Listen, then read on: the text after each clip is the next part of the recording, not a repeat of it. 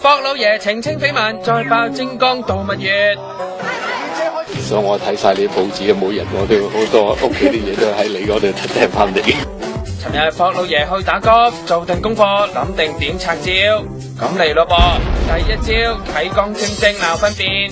攞啦呢啲，啱啱尋日就話俾佢聽佢呢個計劃，咁我諗考慮同我去度蜜月。第二招啟山同外國索無他着。呢啲真係我呢啲。所以我都係多謝你傳媒，好多時都喺報道睇到你，最好問佢私人。尋晚食飯有冇帶佢翻嚟見下你啊？冇啊，尋晚佢冇同我食飯，佢自己都好多自己去玩。冇啊，好多嘢冇預我。唔緊要，有我哋預埋你。問完仔仔嘅嘢到你啦噃，呢個咁快靚女係咪你新歡先？就係我個第二個仔咧，個老闆娘嚟嘅。咁佢係一個好大嘅投資公司嘅創辦人。喺金融方面都有啲成就。